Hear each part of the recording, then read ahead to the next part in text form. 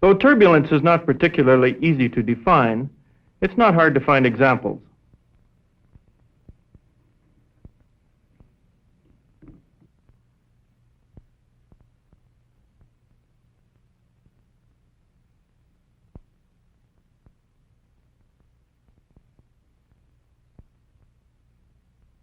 In these, we can find certain common characteristics.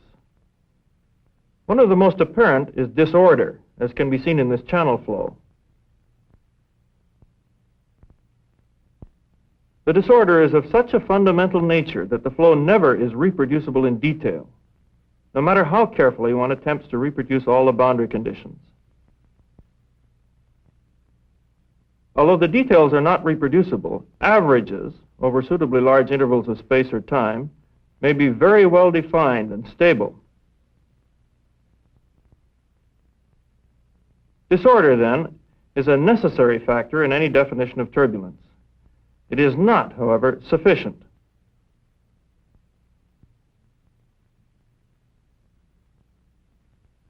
Here is a pretty disordered fluid motion, but it would be unwise to include it in turbulence. A wave field like this does very little mixing, and mixing is an essential feature of turbulent motion.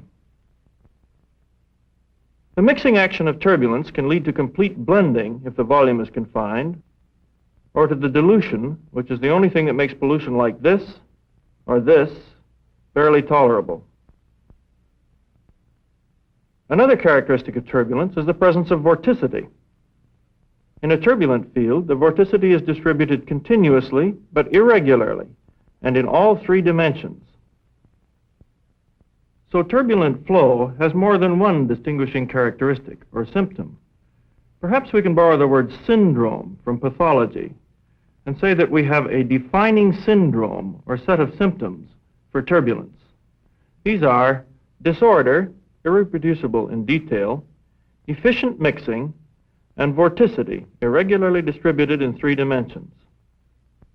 This definition effectively isolates turbulence from various kinds of wave motion. It also eliminates all two-dimensional flows. Something roughly like turbulent motion can exist in two dimensions. Weather systems on a large scale represent nearly two-dimensional flows. However, the characteristics of such flows are in many ways so different that it is perhaps unwise to include them in turbulence. Some flows, like this jet, are clearly turbulent. Others are equally clearly not. What is it that determines whether or not a flow is turbulent?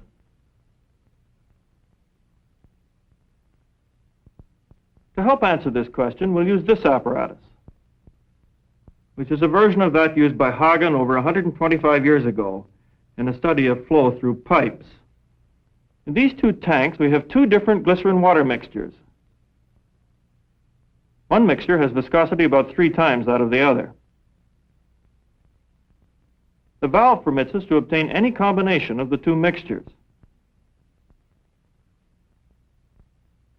The fluid is pumped by this constant displacement pump so that the flow rate remains the same, no matter how the mixing valve is set.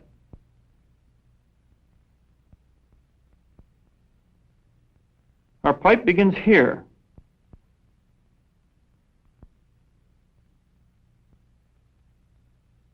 Midway down the pipe, we start a manometer tube, which we carry downstream so that we can see the upstream pressure simultaneously with the end of the tube, where the pressure is atmospheric. The manometer reading will give us a measure of the average pressure gradient along the tube.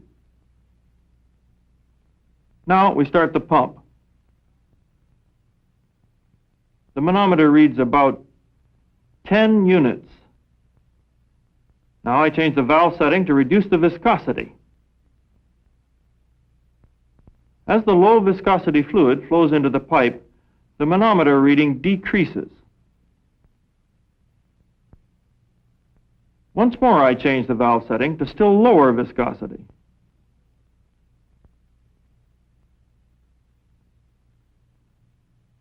But look here. We have increased the pressure difference, which means that we have increased the drag. Let's look at it again. I increase the viscosity, and down goes the pressure difference.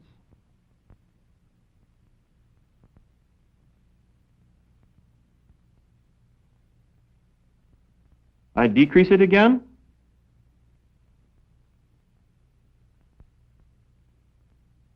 Up it goes.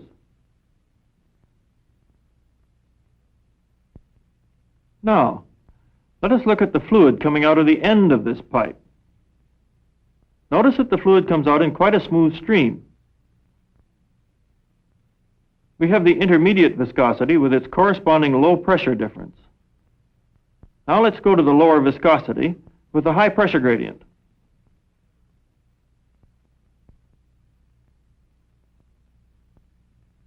The edges of the stream coming out of the tube have become blurred. If we look at this stream in slow motion, we can see that the blurring is resolved into an irregular motion of the surface. The flow has become turbulent, and the onset of turbulence in the pipe has revealed itself both in the irregular motion of the fluid stream and in the greatly increased drag in the tube.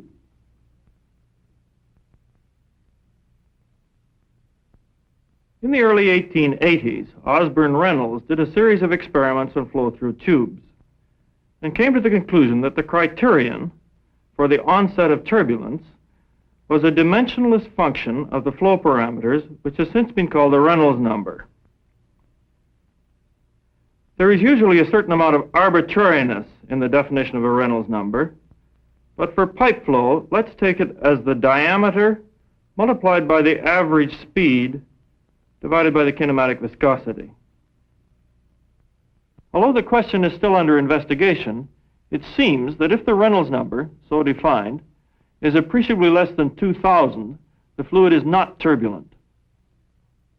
In this experiment, we have deliberately made the input conditions somewhat abrupt. The onset of turbulence occurs at a Reynolds number not much over 2,000. However, if we improve the entrance conditions by putting a nicely flared funnel at the upstream end, we can delay the transition to turbulence to a much higher Reynolds number.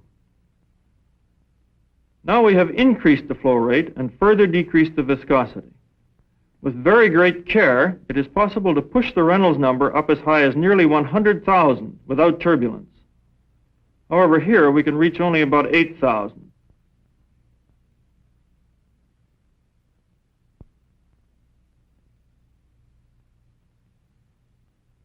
The onset of turbulence depends upon the growth of perturbations because of an instability. For example, at this Reynolds number, the flow alternates between laminar and turbulent modes, apparently randomly, depending, presumably, on some random variations of the perturbations. Prominent in our defining syndrome was the word mixing. What about mixing? Let's modify our experiment by introducing a thin streamer of dye into the flow. Notice that the dye forms a thin filament which maintains its identity with very little change right down the tube. The only mixing is molecular, and the concentration gradients are so small that this process is very slow. This is laminar flow. Now we increase the Reynolds number.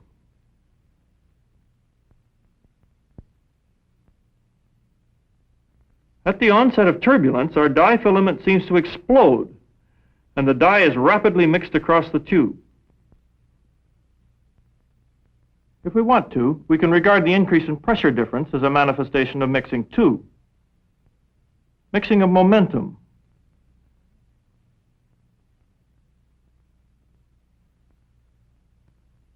In laminar pipe flow, the velocity profile is parabolic. Near the walls, there is a considerable quantity of relatively slowly moving fluid.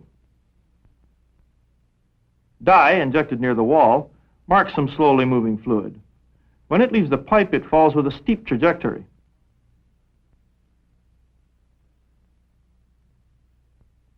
Notice that the slowly moving fluid near the top of the pipe also falls steeply.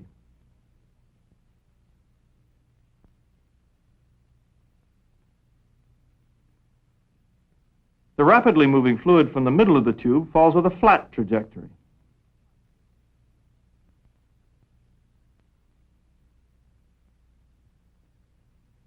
Compared with laminar flow, in turbulent flow, the mixing of momentum causes the velocity to be much more nearly uniform. The fastest fluid is not quite so fast, and there is very little slowly moving fluid. What little there is can be dragged along with the rest when it leaves the pipe.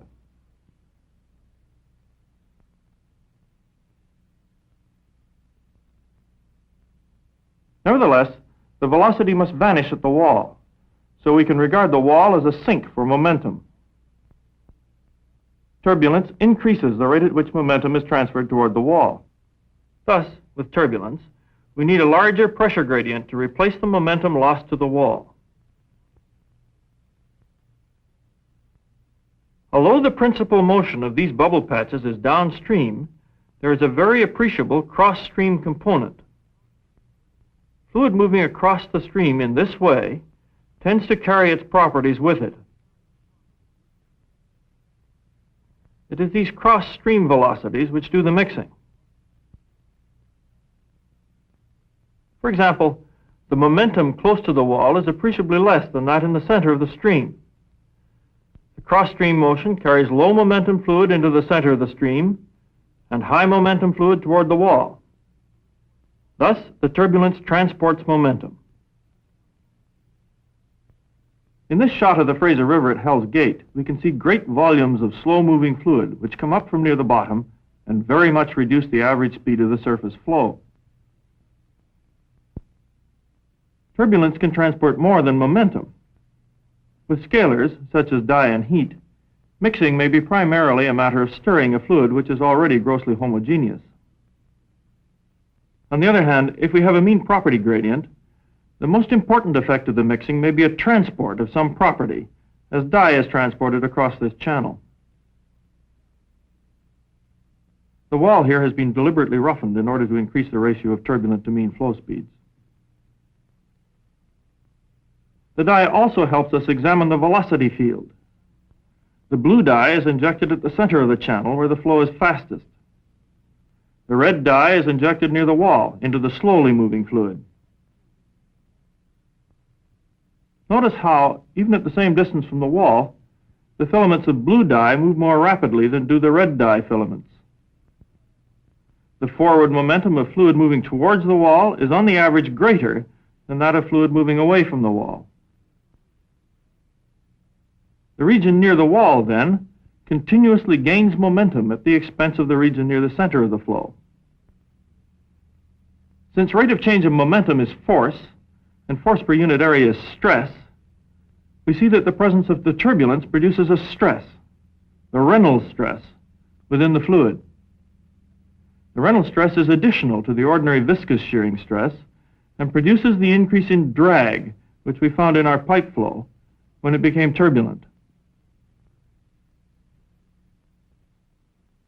Now, let's have a closer look at the mixing of a scalar. In this vessel, we have two miscible liquids, one floating on top of the other. If we leave them for a week or so, molecular diffusion will do a fair job of mixing them.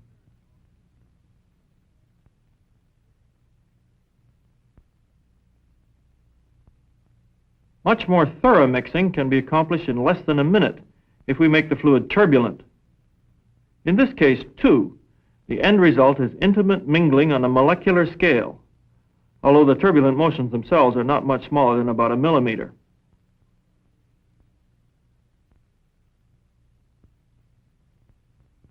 The role of the turbulence is to make the inhomogeneities more vulnerable to the effects of molecular diffusion.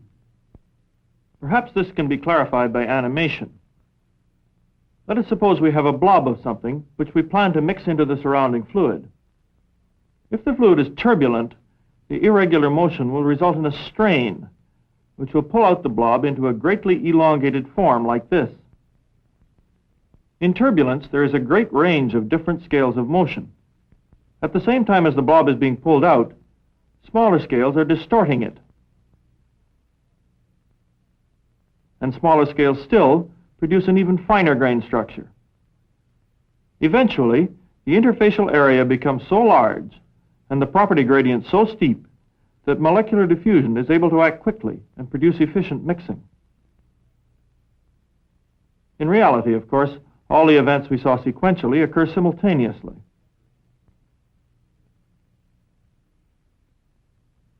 One of the curious properties of turbulence is the fact that although the Reynolds number is very important in determining whether or not a particular flow will be turbulent, once it is turbulent, the value of the Reynolds number is of very little importance as far as the large-scale motion is concerned. These two jets look pretty much the same. On the large scale, a turbulent jet is a turbulent jet, period. However, if we turn our attention to the small-scale motions, as seen in these shadow graphs, the effect of the Reynolds number is pretty clear. Notice how much finer grained is the structure in the higher Reynolds number jet. The reason for this can be understood if we consider the energy dissipated. In these two jets, the Reynolds number difference is produced by having different viscosities. All other conditions are the same, including the energy input into the jet. Therefore, the two jets dissipate energy at the same rate. Now, energy dissipation in a Newtonian fluid is given by the viscosity multiplied by the mean square of the strain rate. Dimensionally, viscosity multiplied by the speed squared divided by some characteristic length squared.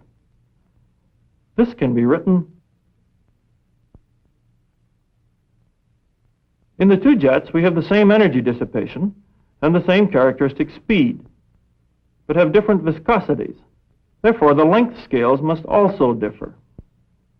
The high Reynolds number jet with low viscosity must correspondingly have a smaller characteristic length scale. This leads us to one of the most important concepts in the study of turbulence, the idea of the energy cascade. As we have seen, under certain circumstances, a large-scale motion can become turbulent.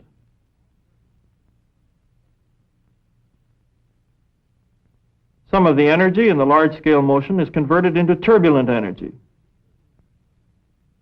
The largest scales of the turbulence are usually smaller than, although comparable with, the scale of the basic mean flow. However, usually these large-scale motions are themselves unstable and break into smaller-scale motions which take energy from them. Finally, the energy passes down to scales, like those revealed by this shadow graph, which are so small that the Reynolds number is too low for instability. The energy is dissipated by the action of viscosity. The analogy with a cascade of water is a useful one. Here, the only property of the flow at the top, which matters at the bottom, is the rate at which water passes down the cascade. Similarly, in the turbulent energy cascade, at the smaller scales of motion, it is only the rate of energy dissipation which is of any consequence. This rate, together with the viscosity, determines the size of the smallest scales of motion. At high enough Reynolds number, the small-scale turbulence loses all directional orientation. It becomes isotropic. Figuratively, it doesn't know which way is up.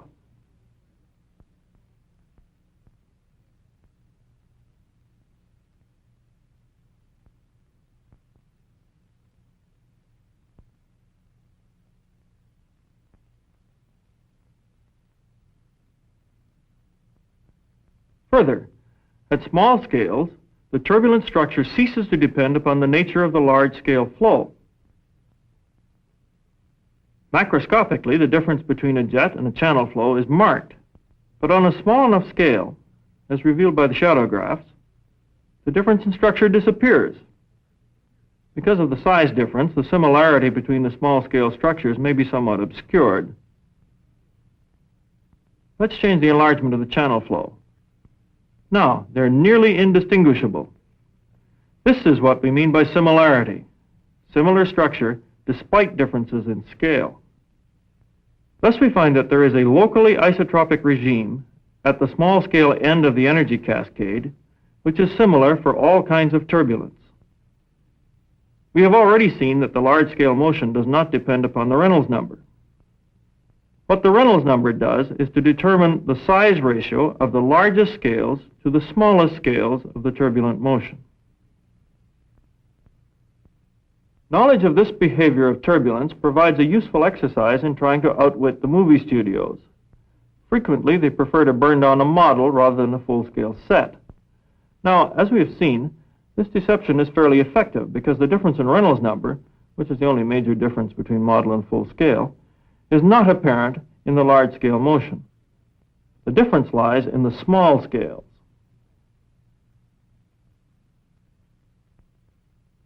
One of these scenes is phony. Just look at the small-scale motions and then make up your own mind which is which.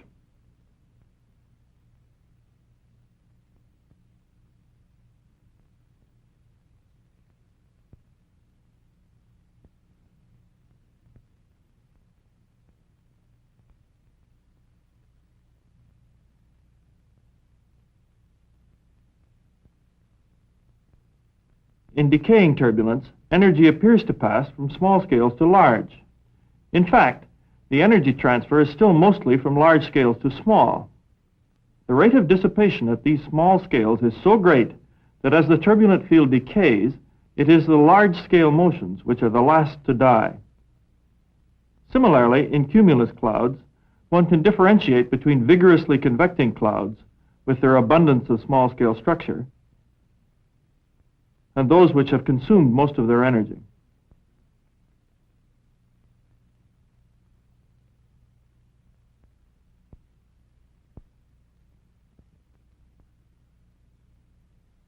It would be unwise to consider that in a turbulent flow, it is merely the Reynolds number which is of importance and that nothing else counts.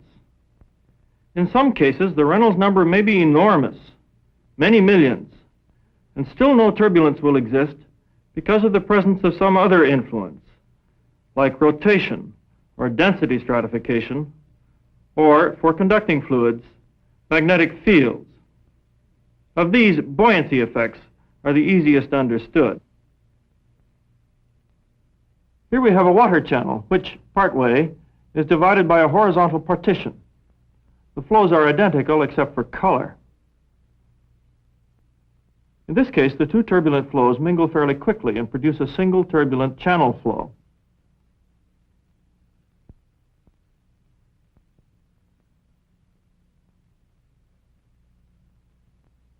Suppose we put hot water through the upper section and cold water through the lower.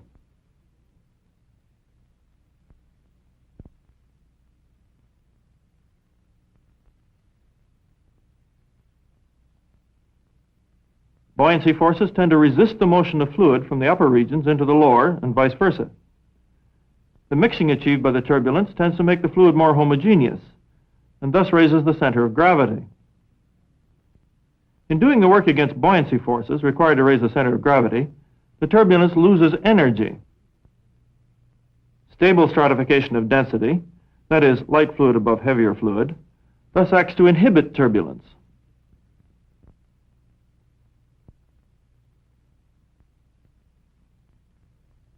On the other hand, if we invert the situation and put the light water through the lower channel and heavier water through the upper one, we greatly increase the turbulent activity.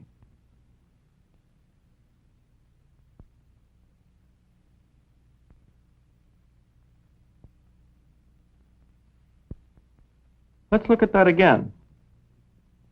Stable.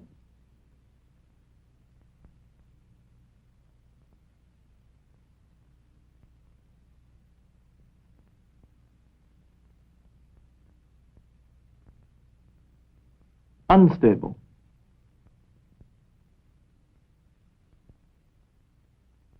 In the atmosphere, both stable and unstable buoyancy effects occur frequently.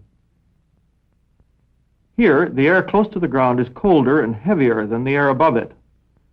This stable situation is called an inversion by meteorologists. Vertical turbulent motions are strongly inhibited, and any motion which occurs tends to be almost purely horizontal.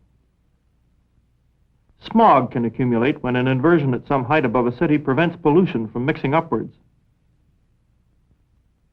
On the other hand, it is not uncommon for the air close to the ground to be heated. This produces instability and vigorous convection. Convective effects also occur in some stars, including the sun.